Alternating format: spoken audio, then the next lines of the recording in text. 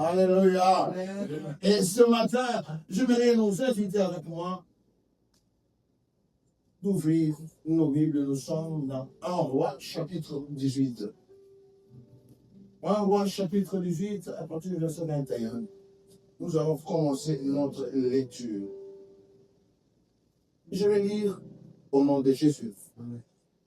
Alors Élie s'approcha de tout le peuple et dit: jusqu'à quand aurez-vous un comportement boiteux? Si c'est l'Éternel qui est Dieu, suivez-le. Si c'est Baal, suivez-le. Le peuple ne lui répondit rien. Est-ce qu'on peut dire que le peuple ne lui répondit rien? Élie dit au peuple: je suis resté le seul prophète de l'Éternel. Et il y a 450 prophètes de Baal. Que l'on nous donne deux taureaux, qu'ils choisissent pour eux l'un des taureaux, les coupent en morceaux, et les placent sur le bois sans y mettre le feu. De mon côté, je préparerai notre taureau et je le placerai sur le bois sans y mettre le feu. Puis, faites appel au nom de votre Dieu. Quant à moi, je ferai appel au nom de l'Éternel. Le Dieu qui répondra par le feu, c'est celui-là qui sera Dieu. Tout le peuple répondit: Seigneur. Amen. Quel rapport, peut-être on va se poser la question par rapport à ces grands-là, et puis pour citer avec cette histoire d'Élie. Élie était un serviteur de Dieu. Il s'est retrouvé à un moment donné qu'il vivait dans une confusion. Il s'était mélangé, comme on dit en québécois. Et il savait quoi quel pas emboîter.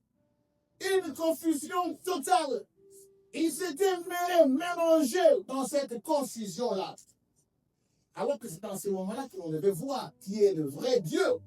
Bien aimé, là où Dieu s'étouffe, la confusion ne va pas venir. Je ne sais pas, peut-être, nous sommes en train de temps vers la fin de l'année. On a tous en train de temps de prier. Mais peut-être pour certains, ils sont en train de se demander: c'est quoi que je suis? Je ne comprends plus rien. Alors quand tu pries, au lieu que la situation puisse s'apaiser, ça s'aggrave.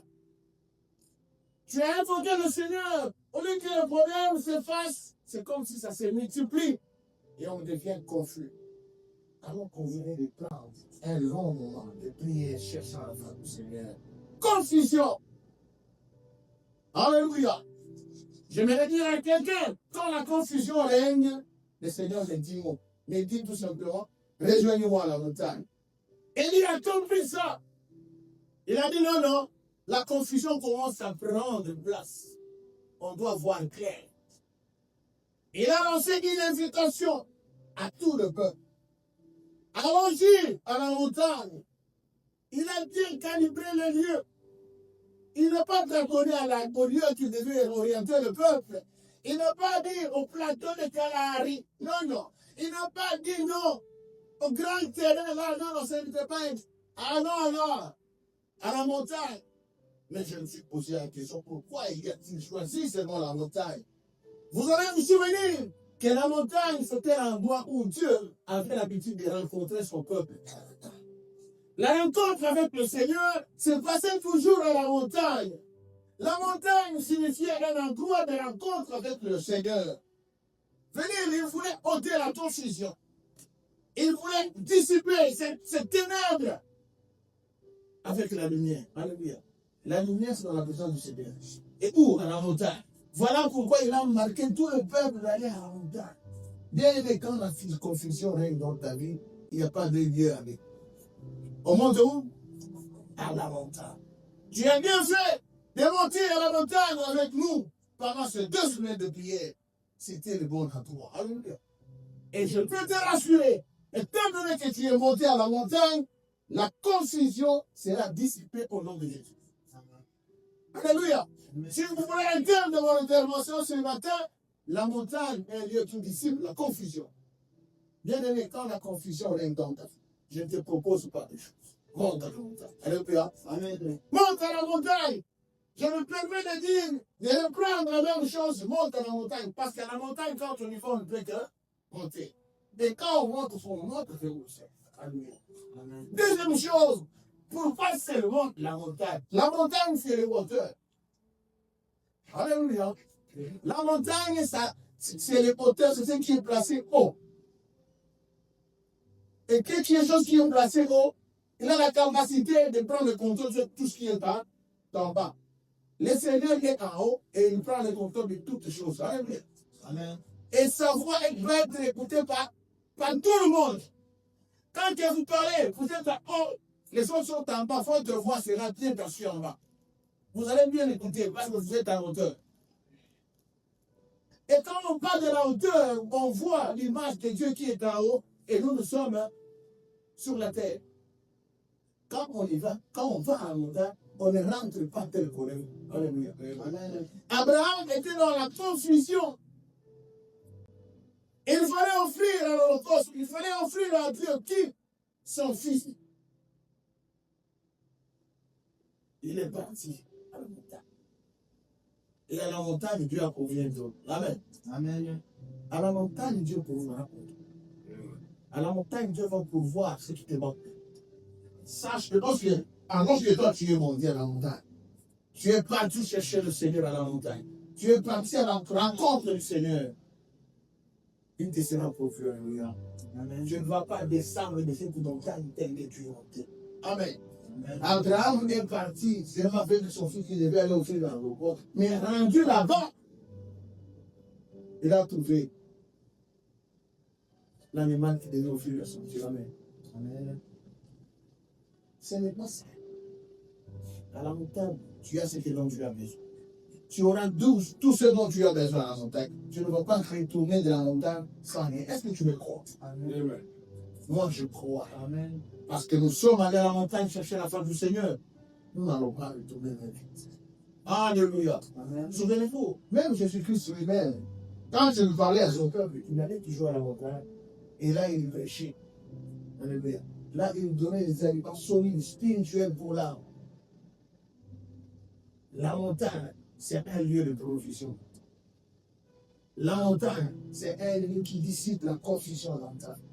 Tu ne comprends plus rien ce qui se passe. Alléluia. Pendant que tu pries, au lieu que les choses s'éclaircissent, ça s'aggrave. La montagne va dissiper ces confusions. Et il s'est dit non, non, non. Et ce jour-là, la confusion était finie. Alléluia. Il a dit, les dieux qui vont descendre, qui va intervenir ou qui va interagir par le feu, c'est celui-là le vrai Dieu. Tu es monté pour chercher le vrai Dieu. Alléluia. Tu ne vas pas sortir avec quelque chose d'à peu près. Dieu ne va pas aller, tu ne vas pas monter à la montagne, au lieu que Dieu te donne d'autres dont tu as besoin, te donne des choses qui savent de ce qui vient d'arriver. Dieu va te donner ce que ton cœur désire. Amen. Amen. Tu vois ce que ton cœur désire. Abraham voulait ce que son cœur désire. Le désir d'Abraham dans les femmes, ce n'était pas d'offrir son fils. Non. Il a fait seulement par obéissance. Il a fait par obéissance, par amour pour le Seigneur. Peut-être la prière, ce n'est pas quelque chose qui vous convient. Naturellement, la chair n'aime pas la prière. Oui ou non? Ça, bon, vous n'allez pas aimer passer 14, 15 jours en train de prier seulement. Mais au moins par obéissance, vous le faites quand même. Je bénis le Seigneur pour tous ceux qui ont été à la retraite avec nous, par obéissance à l'éternel. Sachez que le Seigneur va vous récompenser. Amen. Alléluia. Dieu est fidèle. La réponse à ton problème va venir par obéissance à Dieu. Si tu obéis à Dieu, sache qu'il y a une retour. Des retours même par physique que tu ne peux pas, c'est inévitable. L'obéissance, la Bible dit vaut mieux que le sacrifice. Dieu t'attend seulement sur le chemin de l'obéissance. Des fois, je vais se communiquer pour lui. Obéis seulement à Dieu. Et tu verras la gloire de Dieu. Ne pensez pas quand le Seigneur va te parler pour dire que je vais faire ça pour toi. Il faut que nécessairement que ça soit au milieu de l'année. Pendant que tu dors, tout est calme. Et puis tu attends une grosse voix. Ma fille, c'est moi. Toi, je vais maintenant faire ça. Non, non. Il va casser peut-être va au mois. Ou peut-être la chrétienne d'autres dit non, nous allons seulement à la retraite pendant autant de jours. Celui qui va obéir, celui qui va prier, il verra la paix de Dieu. Là, les gens vont devenir dans la confusion. Intérieurement, pour que Dieu vraiment me bénisse, il faut vraiment. Vous risquerez de laisser avec votre lèvre pour longtemps. Alléluia. Vous vous souvenez de ce général-là, 20 des galons, respecté, mais là, les anges, il y avait des lèvres partout. Il voulait s'enorgueillir, dire que moi, j'ai laissé des jalousies chez moi, là. Tu vas m'envoyer me jeter dans ça. Dieu, des fois, nous ne cherchons dans des grandes choses. Il est dans des petites choses, dans des petits détails qui n'ont rien à voir. Vous allez vous casser la tête. Vous attendez un prophète qui va être vêtu, comment on appelle, en toge. En toge avec comment on appelle là, qui avec une barre qui vient. Il fait encore comme ça, il parler. Vous voyez, le Seigneur est ici. Alléluia. Alors que le Seigneur fait sortir même dans la bouche d'Emmanuel. Il vient avec nous dans la tête. C'est tout. C'est la foi du Seigneur. Alléluia. Dieu n'est pas dans les choses compliquées.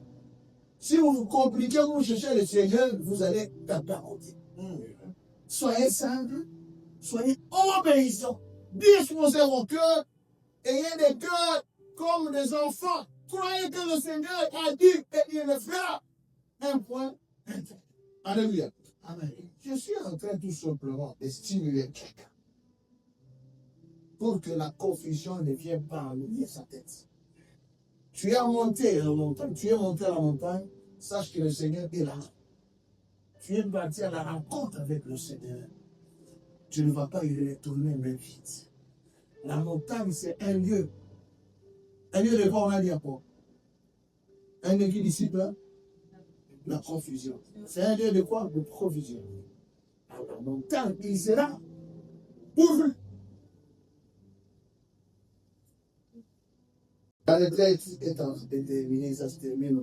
Après la retraite, si vous avez la conviction d'aller manger des grosses pâtes de fou, ou bien des gros, la grosse boîte là, de pizza, on appelle ça gratuitement, comme vous voulez. Mais que votre cœur soit toujours branché à tout ce que le Seigneur vous a dit. Restez y accroché. Le regard fixé sur le Seigneur. Le corps peut descendre, mais le cœur reste à la montagne. Tu es là-bas. Nous nous attendons le Seigneur, mais Dieu de la dernière heure. Il intervient même à la dernière minute. Nous restons accrochés, nous tenons amortis qui se ferment, sans relâcher. Et nous savons que le Seigneur est fidèle et il finira par accomplir. Ceux qui auront la résistance de tenir bon, ils verront avec Dieu. Alléluia. Amen. Mais ceux-là qui vont tourner les dos comme ça, vous allez vous retrouver comme une montagne. Alléluia. Pour vous dire tout simplement, si vous voulez voir la main de Dieu, restez accrochés à Dieu.